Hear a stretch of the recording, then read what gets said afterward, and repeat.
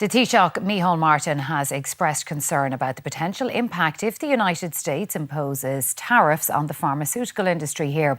Yesterday, the US President Donald Trump cited Ireland as one of the countries that manufactures pharmaceutical products when he announced a 25% tariff on imported cars. Germany said the US has chosen a path which will produce only losers. The response to Donald Trump's car tariff plan was swift and clear. Bad for businesses, worse for consumers, and a violation of trade rules. This is a serious setback for free and rules-based trade, which will have significant consequences for growth and jobs on both sides of the Atlantic. And this is a direct attack, to be clear, a direct attack on the very workers that I stood in front of. The US imported about 8 million cars last year. Mexico, the top supplier, followed by South Korea, Japan, Canada and Germany. Early today, shares in Frankfurt for Porsche, Mercedes and BMW fell sharply. President Trump thinks the American car industry is unfairly treated in foreign markets.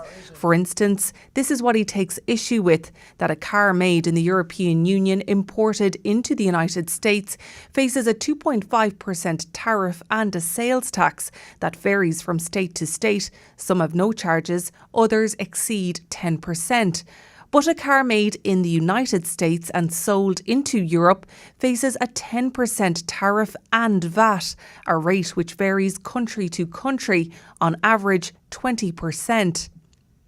President Trump said this makes American cars too expensive for European buyers, and it's not a level playing field.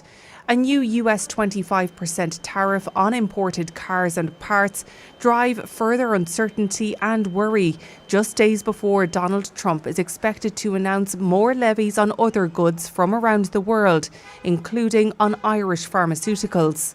So, other countries will be affected, for example, by the tariffs on pharmaceuticals, not just Ireland, but obviously it will have an impact on Ireland. It will be serious. There are issues, we understand that from the US side, and we're willing to try and work to resolve them through dialogue and negotiation with our partners in the European Union.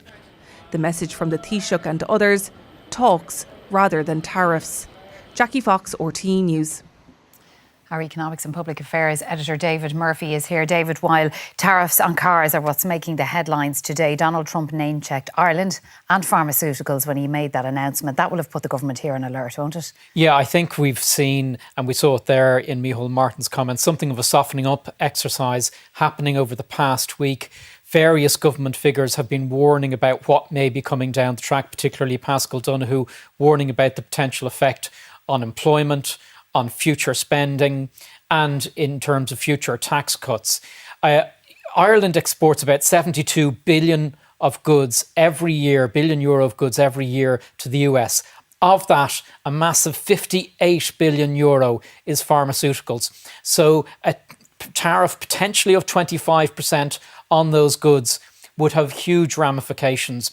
And we've seen over the past day that the ESRI has done an analysis of what that could mean. It says it could affect economic growth, it would have an effect on prices, it would have an effect on inflation, and it would have an effect on investment. And that's a fairly long list. So I think increasingly people are getting concerned about what's coming down the track, and they'll be seeking to get into negotiations with the White House.